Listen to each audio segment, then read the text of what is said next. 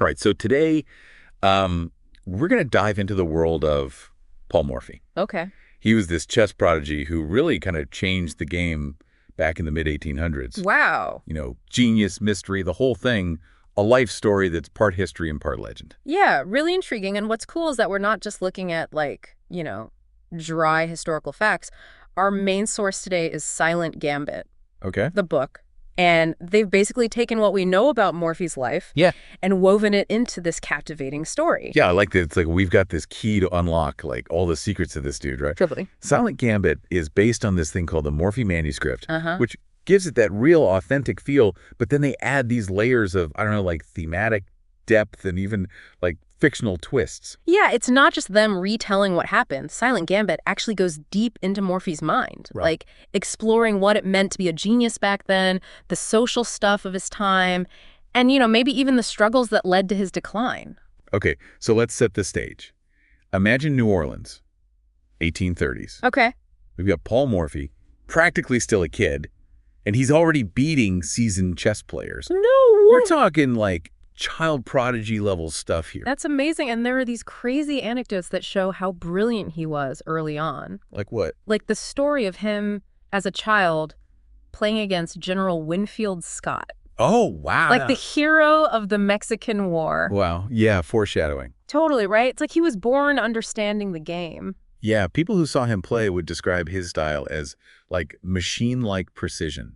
And Silent Gambit really captures that. Yeah. Like he's this quiet, almost mysterious figure just moving pieces with, this crazy foresight. Yeah, like he could see the whole game play out in his head or something. Exactly. But like, there's more to him than just chess. Right. He came from this prominent New Orleans family, Spanish and Irish roots. And Silent Gambit really paints a picture of his upbringing, both privileged and intellectually stimulating. Yeah, the book talks about his education, Spring Hill College, then the University of Louisiana. Wow. Like, he excelled in everything, even memorized the entire Louisiana Civil Code. Really? Yeah. Some might say that's even more impressive than his chess skills. I mean, that's a lot to memorize. Totally. So it sounds like Silent Gambit is using all these details to, like, create this background for Morphy's story. Right, like showing how his intellectual curiosity went way beyond chess. Yeah, yeah. And what about his dad?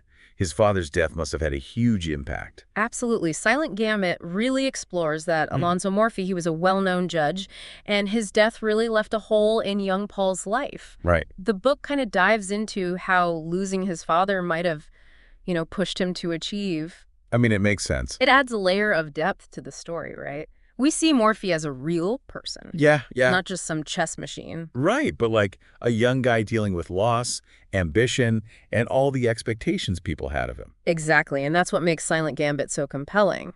Yeah.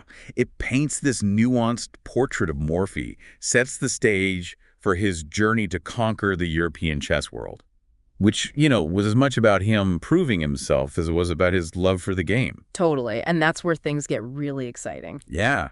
He sets out to challenge the best chess minds in Europe. And Silent Gambit doesn't hold back on the detail. It's like the classic underdog story. Right. Except in this case, the underdog is this quiet genius from New Orleans. With a chessboard and a mission. The first up was Johann Lowenthal, right? Yeah, this Hungarian chess master known for his tactical brilliance. So Silent Gambit frames this as a clash of styles. Totally, with Morphy's, positional mastery eventually winning out. There's that great story about Morphy realizing mid-game he'd missed a winning move. Oh, yeah. The book incorporates that perfectly. Instead of, just taking advantage, he offers Lowenthal a rematch. What a guy, right? Talk about sportsmanship. He wasn't just obsessed with winning. No, not at all. He respected the game and his opponents. Right, even when they were in his way. And I guess that highlights one of the big themes in Silent Gambit. What's that? Like the struggle between Morphy wanting recognition but also being fair and humble. It's a really interesting dynamic. Then there was this match that everyone wanted to see. Yeah. Morphy versus Howard Staunton. Oh, wow. The British champion at the time. Yeah. Like a clash of titans. Everyone was excited. And Silent Gambit really captures all the drama. Yeah. Staunton was a huge deal, not just in chess, but in the literary world, too. Oh, interesting. He was known for being witty, but kind of harsh sometimes. Right. The book actually uses quotes from their letters. Really? Showing how tense things were between them. Yeah, you can feel Morphy getting frustrated with Staunton's dodging tactics. It's like maybe Staunton felt threatened. Yeah. Like he didn't want to risk his reputation, so he kept avoiding a real match. And Silent Gambit takes that and creates this whole narrative, Yeah. exploring their motivations and egos. It's like a chess game off the board, right? Totally. Each one trying to outsmart the other. Yeah. And the crazy thing is, the match never happened.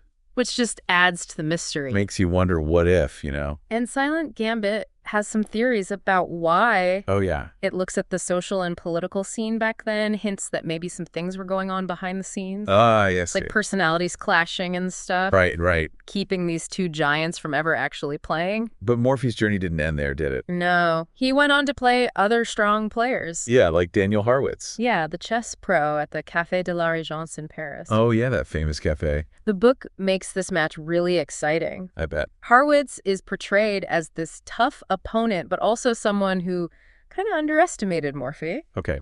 There's this one scene where Morphy's been out all night. Oh. Let's just say he wasn't at his best. A little hungover. Maybe he loses a game, and Harwitz is loving it. I bet. He even taunts Morphy for not reacting, like saying he's not passionate about the game. But I guess Silent Gambit suggests that this was a mistake. Totally. Harwitz misjudged him. Yeah, it just lit a fire under Morphy. So then what happened?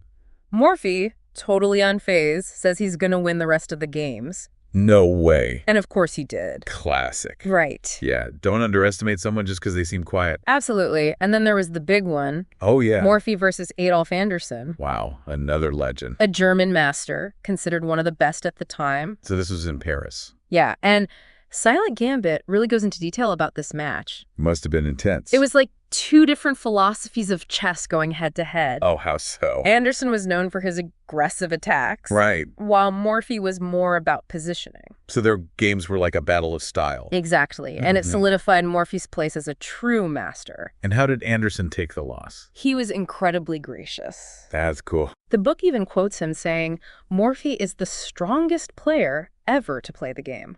Wow. A real testament to his sportsmanship.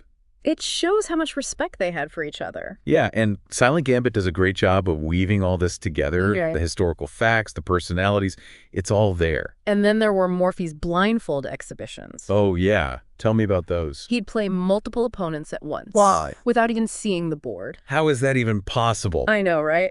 Silent Gambit describes the audience's reaction. I bet they were amazed. They were totally in awe as Morphy just called out his moves. Like he had some kind of superpower? Totally. It added to this mystique around him. Like he was almost superhuman. And Silent Gambit uses those exhibitions to explore the whole idea of genius. Yeah. Like, are some people just wired differently? Right, with abilities beyond what most of us can even imagine. Exactly. But Silent Gambit doesn't forget that Morphy was more than just a chess player. Of course. It talks about him meeting other interesting people of the time. Oh, yeah. Like who? Like Charles Babbage. The inventor. Yeah, the guy who created the difference engine.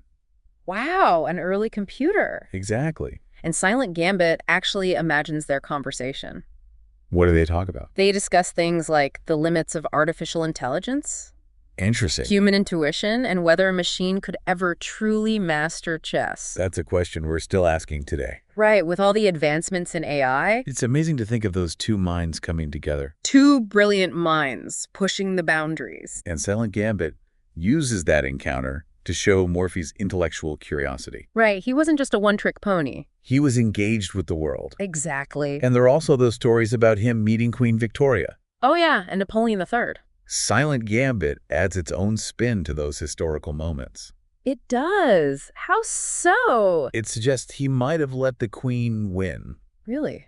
Out of courtesy. Yeah, maybe. But then played seriously against Napoleon III. Like a real battle of wits. Exactly. And it shows how perceptive Morphy was. Right, he understood social dynamics. He wasn't just a chess genius. He was also a keen observer of people. Absolutely. But then, even with all his triumphs, Morphy's story takes a sad turn. Oh, yeah. He returns to America in 1859. A hero. But something had changed.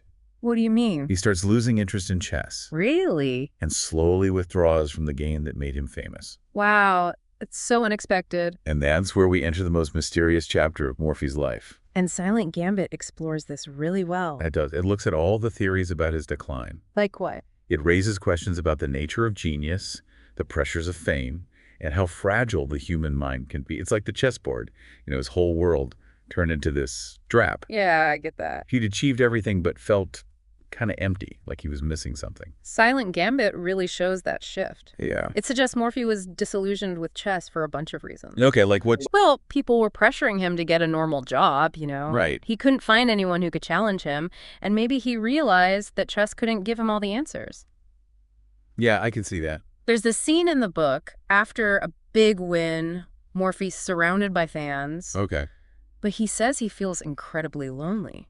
Oh, wow. It's like his genius made him isolated. Right, set apart from everyone. And then there's all this anxiety and strange behavior. Yeah, Silent Gambit talks about that too, right? It does, but in a sensitive way. Yeah. Like, it acknowledges the accounts of his, unusual behavior. Right, his paranoia and social withdrawal. Exactly, and how he insisted on only eating food prepared by his family. Yeah, but the book doesn't just present it as fact. No, it suggests that maybe people misinterpreted things. Oh, interesting. Or even exaggerated them. So are they saying he wasn't really mentally declining? Silent Gambit asks if maybe it was a rebellion. A rebellion? Against what? Against the world. The world that didn't get him. Like he was rejecting everyone's expectations. Exactly. Maybe he was just tired of being used. Right, a symbol of something. Yeah, like national pride or entertainment. What if he just wanted to be himself? Maybe, even if it meant stepping away from everything. That's a powerful thought. And that's what I love about Silent Gambit. What's that? It doesn't give you easy answers or diagnose Morphy. Yeah. It presents him as this complex person. Right. Someone struggling with the weight of his genius and the limitations of his time. Yeah. It lets you think about his decline and come to your own conclusions. Like that.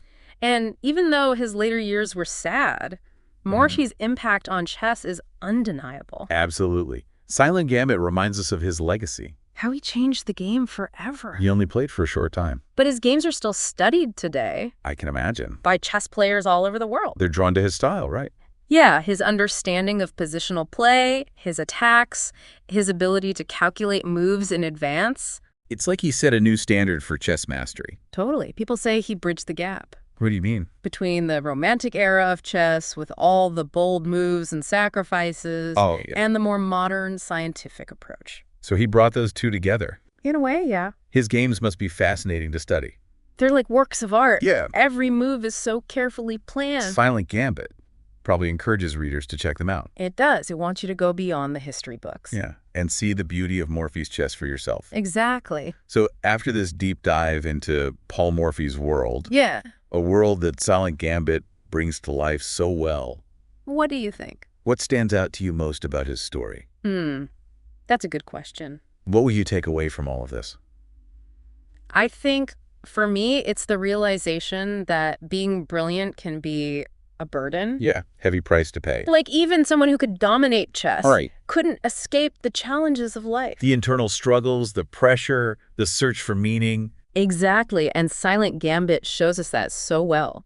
It's not just about chess. No, it's a human story. About genius, about the mind, and about the mystery of Morphy's life. We really recommend it. It's a great read. And if you're interested in learning more, Yeah.